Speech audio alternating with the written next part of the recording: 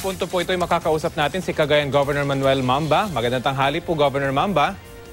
Ay, magandang tanghali, Rafi, at magandang tanghali din sa lahat ng nakikinig sa GMA. Opo, makikibalita po kami sa sitwasyon ng probinsya matapos itong isilalim sa state of calamity.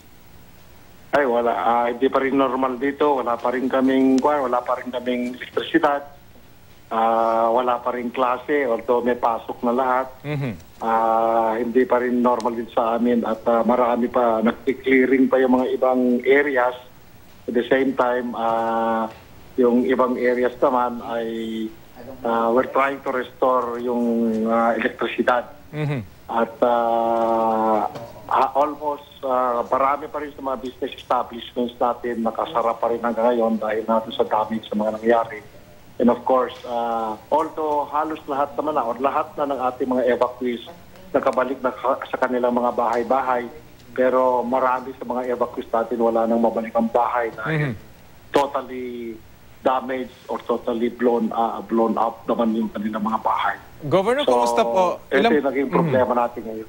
Opo, ilang percent po ng probinsya ang wala pang kuryente sa ngayon at kumusta naman po yung linya ng komunikasyon, yung mga cell sites? I'm sure yung mga nag-aalalang mga kamag-anak ay gustong ma-contact yung kanilang mga kamag-anak dyan sa inyong probinsya. Buong probinsya wala pa rin electricity ngayon. As far as communication is concerned, okay naman na yung dalawang telcos pero erratic kuminsan in certain areas. And then yung mga local radio stations natin, dalawa pa lang alam po nakakabalik sa ere. Marami tayong marami tayong FM and AM radio stations, hindi pa rin nakakabalik sa ere. Ano po mga lugar sa inyo yung mas may pinakakailangan ng tulong at ano po yung mga tulong na kailangan ng inyong probinsya ngayon? Ang pinaka-affected dito sa amin is Tuguegarao City and Peña Blanca. Dito talaga nag-lend and yung mga karatig mga towns dito ng Solana, Igig, Amulong, Tuaw, Enrile, Piat, and Rizal. Ito yung mga areas na affected talaga. At ngayon nga lang, sinabi ko na wala pang pasok dito sa Tuguegarao at sa Peña Blanca in all levels hanggang Friday. And then sa mga ibang towns, I leave it to the local chief executives or yung mga mayors. Nasa discretion nila kung isuspend pa nila yung klase. Kung may mga magbibigay po ng tulong, ano po yung mga kailangan ng mga lugar na nabanggit ninyo? Ano yung pinaka-essential na dapat ay makarating na sa kanila?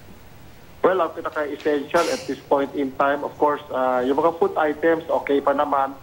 Pero kung may mga magbibigay, katulad ng mga bigas, dilata at lahat, open tong Kapitolyo namin at open din yung operation center namin sa sports stadium para magtanggap at the same time ma-equitably distribute ito sa mga nangangailangan talaga.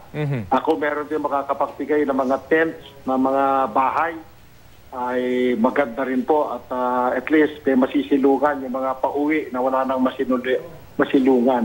At as far as rehab is concerned, ang pwede po nilang ipamigay dito sa atin ay mga GI sheets po, construction materials.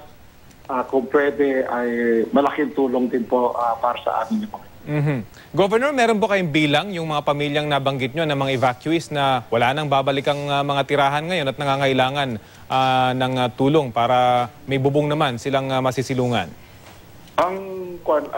Although for verification pa ito, ang report sa amin coming from the 11 hit na towns, heavily hit na towns, 9,306 ang totally blown houses. 9,306 totally blown. So I presume na wala na rin mauuwian itong mga ito na matinong pag-i-stayan nila. Kumusta naman po yung access doon sa mga lugar na naapektuhan, na cleared na po lahat ng mga kalsada sa inyo?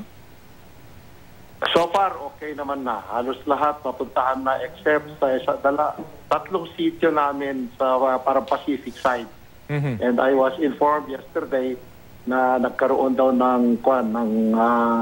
nag-deliver sila ng relief goods by helicopter, yung National Risk Reduction Council, doon sa area ngayon. Dito naman sa area, accessible naman na lahat except for yung may mga areas pa na one lane lang dahil nga dito sa mga manatumbang electrical post. At meron na po bang projection kung kailan maibabalik yung linya ng kuryente po sa inyong probinsya, Governor? Yun ang pinaka-problema namin ngayon dahil nakausap ko yung managers ng dito. Sinasabi nila sa akin kung wala daw ayuda from other cooperatives or the National Electrification Administration, ay baka by December wala pa rin o baka aputin pa ng Pasko daw po ang restoration. Kaya ito yung talagang ini-stress namin naman ng husto with the President and the national government na kung pwede sana tulungan kami ma-restore kaagad ang kuryente dito sa amin. At ano pong pinangako sa inyo ng Pangulo para maibalik naman bago mag-Pasko itong kuryente sa inyong probinsya? Inassure niya naman na yung NEA ay tutulong. Although sinabi rin namin sa kanila, yung Meralco na tumulong noon sa Batanes, although hindi nila sakop dito sa amin, if they could help out, we will be very happy. Yung Meralco kung makakatulong naman sila. Sana makalambag niya rin sila, baka sakaling gusto lang tumulong. Although we made representations already, we never got assurance pa na tutulong sila sa amin. Governor, nabanggit nyo na kanina, sa mga gustong tumulong, pwedeng pumunta sa provincial capital. Bukas po yung inyong tanggapan doon. Nasa inyo po ang pagkakataon para manawagan pa sa mga gustong magbigay ng tulong sa inyong probinsya. Maraming salamat, Rafi. Ako po'y nananawagan sa lahat ng mga gustong tumulong dito sa amin. Ngayon lang po kami nakadanas ng ganitong klaseng kalamidad. More than 9,000 po nawalan ng bahay sa amin. Ang Kapitolyo po dito sa Cagayan ay bukas po 24 hours. Yung operation center namin bukas din po 24 hours. Tulungan niyo po kami. Kailangan namin ang tulong niyo ngayon. At ito lang po ang inaasahan namin. Lalong-lalo na yung mga mahihirap natin kaibigan dito sa mga kababayan dito sa probinsya ng Cagayan. Panghuli na lamang po, meron ho ba kayong numero na pwedeng matawagan ng ating mga kababayan kung gusto nila kayong makausap po ng inyong opisina para yung specific na tulong ay maipahatid po sa inyo? Ito po, dyan sa Manila po, meron kaming hotlines dyan. Go ahead po. Sa PM ho, 0935-742-2514. Smart 0921-894-5041. Sa Sun naman po 0932-912-1992. Dito naman po sa Relief Operation Command namin dito sa Cagayan, may hotline numbers po namin dito. Hindi ko kasi gumagana mga landline ngayon dito. Ang smart po 0939-160-5375. Sa Globe po, 0995-600-6648. At saka sa TM po, 0935-189-7918. Okay, sige po. Naka-flash po yung inyong numero sa aming TV screens at sana nga ay kung may mga kapanood nito ay magbigay ng ayuda po sa inyo. Lalo-lalo't kailangan nyo, lalo na yung linya ng kuryente. Sana nga may tumulong para ma-restore nito. Maraming salamat po sa inyong oras.